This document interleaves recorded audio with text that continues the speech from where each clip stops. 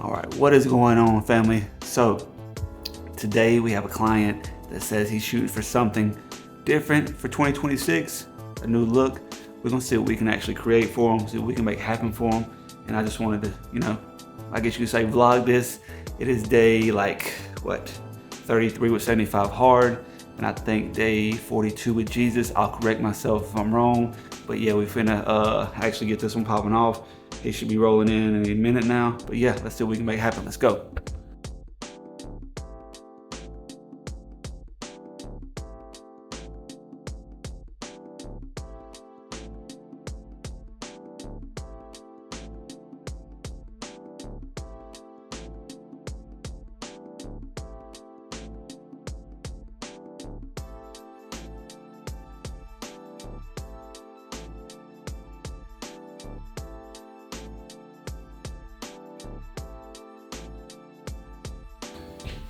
That's solid. What do I go? I go. And these can be, like I said, I can put the black in there as well. Take out the white.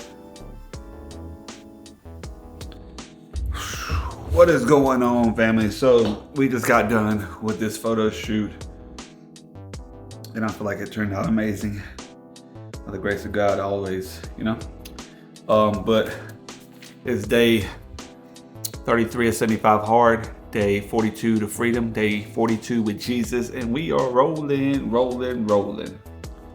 Let's see, we're on Luke. Let me see, was it? I think it was Luke. Let me see. I can tell you once I gotta read it. See.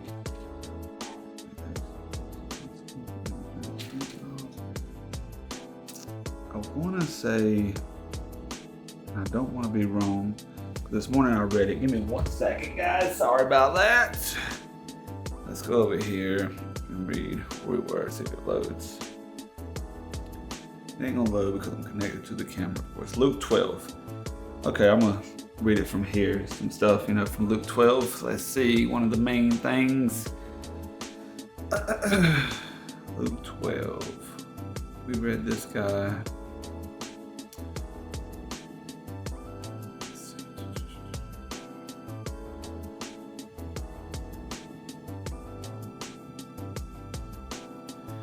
So, parables of the rich fool. Then someone called from the crowd, "Teacher, please tell my brother to divide our father's estate with me." Jesus replied, "Friend, who made me a judge over you to decide such things as that?" Then he said, "Beware, guard against every kind of greed. Life is not measured by how much you own." Then he told them a story. A rich man had a fertile farm that produced fine crops. He said to himself, "What should I do? I don't have room for all my crops." Then he said, "I know, I'll tear down my barns and build bigger ones. Then I will have room have room enough to store all my wheat and other goods. And I'll sit back and say to myself, my friend, you have enough stored away for years to come. Now take it easy, eat, drink, and be merry." But God said to him, "You fool, you will die this very night. Then who will get everything you work for?" Yes, a person is a fool to store up earthly wealth, but not have a rich relationship with God.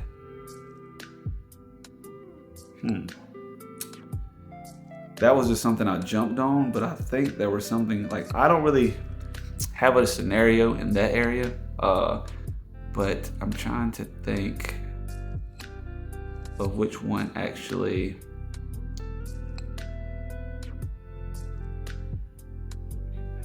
Oh, my bad, I'm trying to find.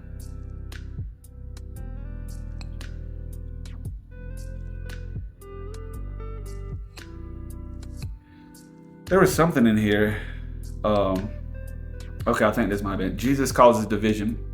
"I have come to set the world on fire, and I wish it were already burning. I have a terrible baptism of suffering ahead of me, and I am under a heavy burden until it's accomplished.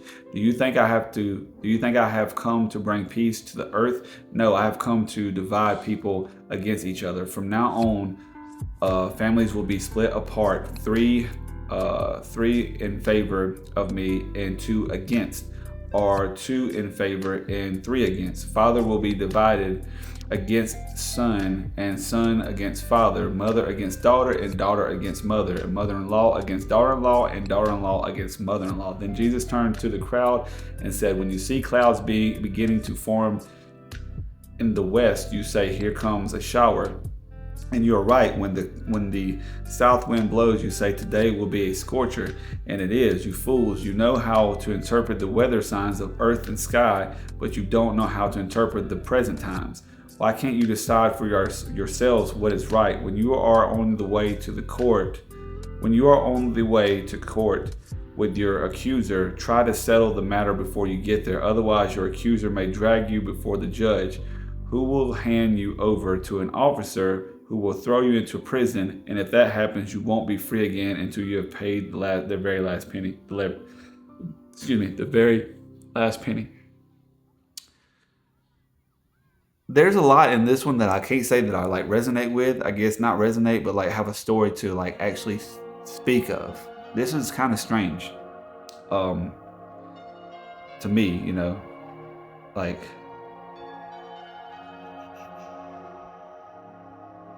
Let me see. Okay, let's see about this one. I'm gonna reread this one just to see. Teaching about money and possessions. Then turning to his disciples, Jesus said, that is why I tell you not to worry about everyday life, whether you have enough food to eat or enough clothes to wear, for life is more than food, and your body more than clothing. Look at the ravens. They don't plant a harvest or store food in barns, for God feeds them, and you are far more valuable to him than any bird. Can all your worries add a single moment to your life? And if worry can't accomplish a little thing like that, what's the use of worrying over bigger things? Look at lilies and how they grow. They don't work or make their clothing, yet Solomon in all his glory was not dressed as beautifully as they are. And if God cares so wonderfully for flowers that are here today and thrown into the fire tomorrow, he will certainly care for you. Why do you have so little faith? And don't be concerned about what to eat and what to drink. Don't worry about such things. These things dominate the thoughts of unbelievers all over the world, but your Father already knows your needs.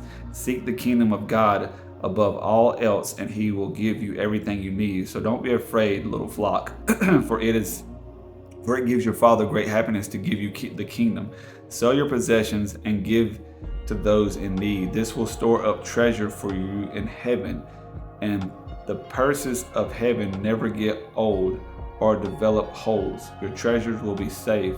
No thief can steal it, and no moth can destroy it. Wherever your treasure is, there the desire of your heart will also be. And I feel like what he's saying is like wherever your treasure is, basically like wherever your faith is or wherever your heart is, there your desire will be. So if your desire is to hold on to something and keep it for yourself, then you're closing yourself off to like so much more, if that makes sense. But a lot of these that like I can't really say I have a particular story or something to go off of from this one, but you know, of course I'm gonna keep doing this because I'm intrigued with learning, intrigued with trying to grow, intrigued with trying to have something to speak on whenever it comes to these scriptures and something to say back, you know, against everything, you know, to have either a lifetime story or just a story in general. So we're gonna keep it pushing. But yeah, we did a photo shoot with a client today, and I feel like they turned out pretty good. It was pretty good, like, you know, I did a little bit of overview, like a little bit of vlogging with it. I might show some stuff here and there, but outside of that, you know, got some things done for him. He was wanting to shoot for some stuff, like a new style. He's a DJ. He wanted to shoot for a new style, and you know, I think it turned out pretty good. We'll get some of his stuff edited. We're doing good on the 75. Everything's done. Just gotta weigh out my food, finish my water, and we're still gonna be completely full throttle pushing. You already know, pushing Jesus and learning more and trying to grow with him, keeping this foundation strong and solid. And like I said, you know, boom, I wanted to show you day 33. Still pushing this and gonna keep pushing this because I'm feeling grand, I'm feeling great. But yeah, I think that's probably all we got on this one. But as always, you guys know what it is. It's peace, it's love, and it's happiness. Big faith.